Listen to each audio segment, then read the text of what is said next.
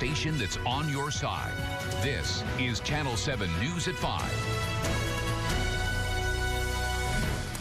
Good evening. We begin tonight with an Arkansas community breathing a sigh of relief after a convicted criminal seen here, wanted in a series of murders, is taken into custody in Morrilton. 50-year-old Stacy Drake is now being held in the Conway County Detention Center.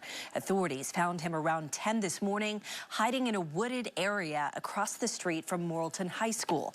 That's where we find Channel 7's Ashley Lunningham tonight. She's been there in Morrilton all day, speaking with the mayor and people in the community. Ashley, what's the latest? Yeah, Beth, if you take a look behind me, this is the area that police had barricaded for the majority of this morning, where finally the helicopter that's been circling all night searching for Drake finally spotted him, where they were able to take him into custody. Arkansans on high alert for 2 days, looking for this man, Stacy Lee Drake. This morning, authorities putting everyone at ease, announcing they were taking him into custody. Morrilton Mayor Alan Lipsmeyer says after searching all day into the night, he says this morning they spotted him in the wooded area behind the Motel 6, where he was last seen Tuesday evening. So the last report was he was seen at Walmart buying some camping equipment.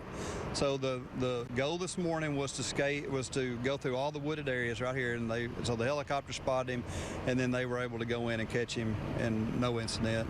He basically surrendered to them, and nobody got hurt. The community on edge through the search, but Lipsmeyer says he was proud all the agencies that helped were able to give them peace back in their neighborhoods. Nobody knew what this guy would do. Obviously, he's not going to just take your money and say thank you and walk off. He committed execution-style murder just, 2 days ago.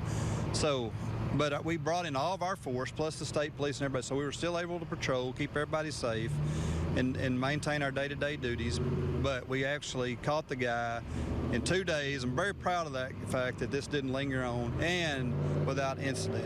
Janet Dilbeck says knowing he was there the whole time was a disturbing reality. Oh, sure. We drive to work right there.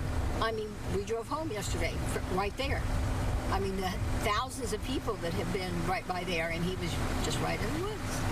Yeah, that's scary. Yeah, well, it is, because you always thought, I mean, he could have easily stepped out with a gun and, overtaken us and taken the vehicle and killed us like he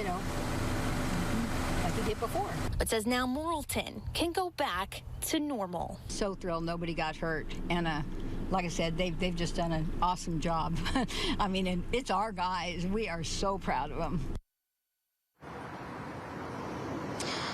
Now, Drake has been taken into custody, and he is being held at the Conway County Detention Center in Morrilton. On your side, I'm Ashley Lunningham. All right, Ashley, thanks for your reporting throughout this incident. Well, multiple agencies were involved in searching for Drake, including the National Guard. He's being charged with murder, carjacking, and aggravated assault.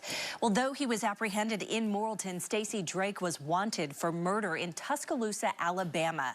He later fled to Oklahoma, where he became the suspect in one East Oklahoma murder and a double homicide in Gans, Oklahoma, both in connection with carjackings.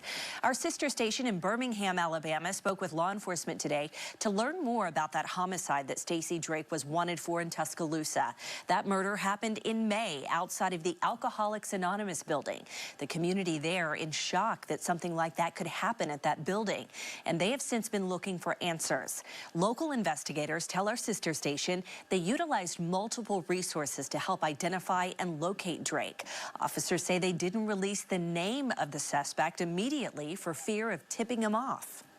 And we contacted the U.S. Marshals Task Force. We had an active warrant on him. They initiated a case, a fugitive case, and that allows lots of federal agencies to get involved. And VCU's been assisting with the Marshals since that time in a nationwide search for this suspect. Again, he was utilizing a false name and possibly dressing himself differently, including hats and glasses at the time that he was in Tuscaloosa, which starts to make sense now that we know more about his past and what he's done since then. The Tuscaloosa Sheriff's Office says this is a complicated case because he does have multiple warrants in multiple states. They say they are working with their counterparts in other states to sort out the next steps.